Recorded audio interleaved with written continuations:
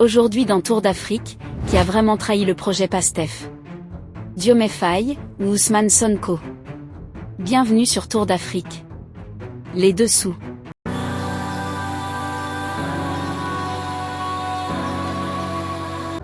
En 2014 à Dakar, un petit parti se crée sans argent, sans relais d'influence, sans les réseaux des grandes formations établies. 10 ans plus tard, en 2024, ce petit parti devient la troisième alternance démocratique de l'histoire du Sénégal. 54% des voix au premier tour, une majorité écrasante à l'Assemblée, un projet, le PASTEF. 2 ans plus tard, en juin 2026, ce même parti tient son premier congrès. Et une question traverse tous les débats sénégalais: le PASTEF a-t-il tenu ses promesses? Et sinon, qui porte la responsabilité de cet échec? Diomaye qui gouverne, ou Sonko qui dirige le Parlement? Avant de juger si le projet a été trahi, il faut savoir exactement en quoi il consistait. Pilier 1, la souveraineté monétaire. Sortir, ou réformer en profondeur le franc CFA. Sonko avait été clair. Soit la monnaie sera changée, soit nous prendrons nos responsabilités. Pilier 2, la souveraineté sur les ressources naturelles.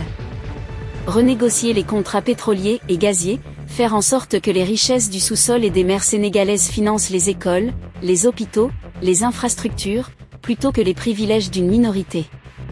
Pilier 3, la rupture institutionnelle. Réduire le pouvoir présidentiel, une Assemblée nationale indépendante, une justice libre détachée du ministère de la Justice, et un Conseil supérieur de la magistrature sans l'exécutif. Pilier 4, la fin des dépendances militaires étrangères. Interdire les bases militaires étrangères sur le sol sénégalais. Pilier 5, l'industrialisation et l'État stratège. 6 pôles économiques, des zones industrielles, la transformation locale des ressources plutôt que leur exportation brute. Et une économie qui produit au lieu de seulement extraire. Voilà le projet. Ambitieux, cohérent, documenté. Présenté aux Sénégalais en 2024, et voté par 54% d'entre eux. Maintenant, regardons ce qui s'est vraiment passé.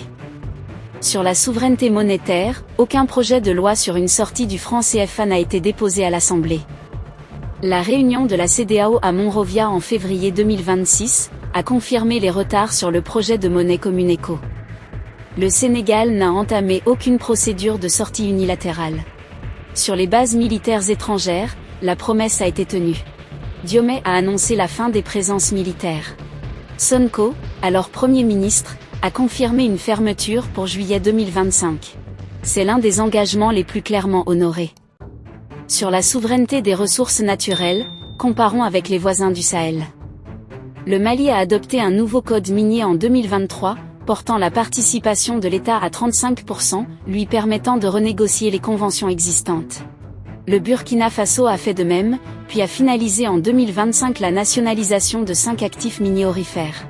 Le Niger a nationalisé en juin 2025 la Somaïr, filiale du français Orano.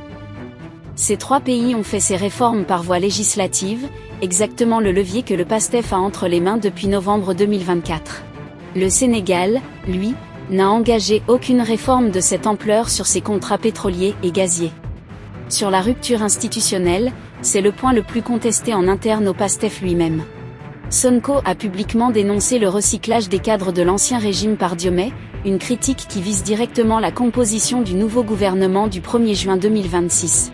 Sur le congrès du PASTEF lui-même, le congrès du 6 juin 2026 a adopté de grandes orientations, un État stratège, l'économie productive, la souveraineté économique. Mais un observateur indépendant a noté un constat dérangeant: le congrès n'a livré ni calendrier opérationnel détaillé, ni chiffrage des ressources nécessaires pour la transformation annoncée. De grandes ambitions orales, mais une absence de feuille de route opérationnelle. Maintenant, posons directement la question. Si le projet n'a pas été pleinement réalisé, qui porte la responsabilité? La thèse de la trahison de Diomaye.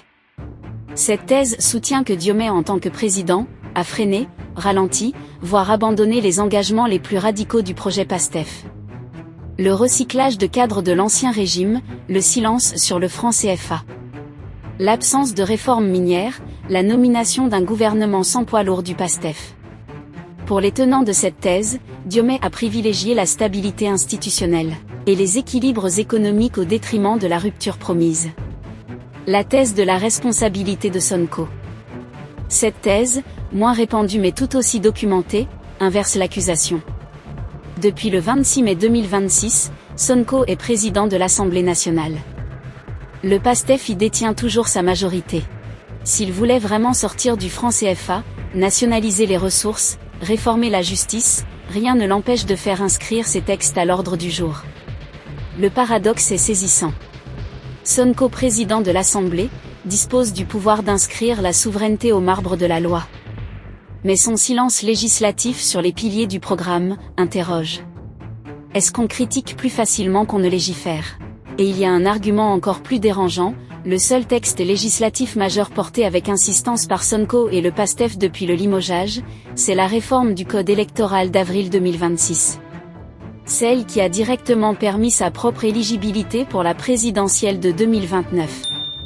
Pour les critiques les plus sévères, ce contraste zéro texte sur la souveraineté, mais une réforme rapide sur sa propre carrière politique, illustre une utilisation du pouvoir législatif pour des intérêts personnels, au détriment des promesses de transformation nationale. Voici ce que Tour d'Afrique observe au-delà de la simple question qui a trahi qui. Le PASTEF a gagné en 2024 sur un slogan Diomaye Moi Sonko, sans jamais clarifier qui ferait quoi. Dans quel ordre ? Avec quel calendrier ? Le projet existait dans les discours, les programmes, les textes de campagne. Mais l'exécution de ce projet n'a jamais été véritablement répartie entre les deux têtes de l'exécutif. Et aujourd'hui, chacun des deux hommes peut légitimement renvoyer la responsabilité à l'autre. Diomaye peut dire « Je gère les contraintes réelles du pouvoir ». Le FMI, la dette, les équilibres internationaux. Sonko critique depuis le Parlement sans jamais transformer ses critiques en loi. Sonko peut dire « Diomaye a le pouvoir exécutif ». C'est lui qui nomme le gouvernement, qui négocie avec le FMI, qui décide du rythme des réformes. Moi, je n'étais Premier ministre que pour un temps limité. Les deux arguments ont une part de vérité. Et c'est précisément cette ambiguïté qui permet à la crise de durer sans jamais se résoudre clairement. Le Sénégal n'est pas seul dans ce dilemme. Partout sur le continent, des mouvements arrivent au pouvoir sur des promesses de rupture radicale et se heurtent ensuite à la réalité de gouverner. La différence entre le Sénégal et les pays de l'AES mérite d'être nommée clairement.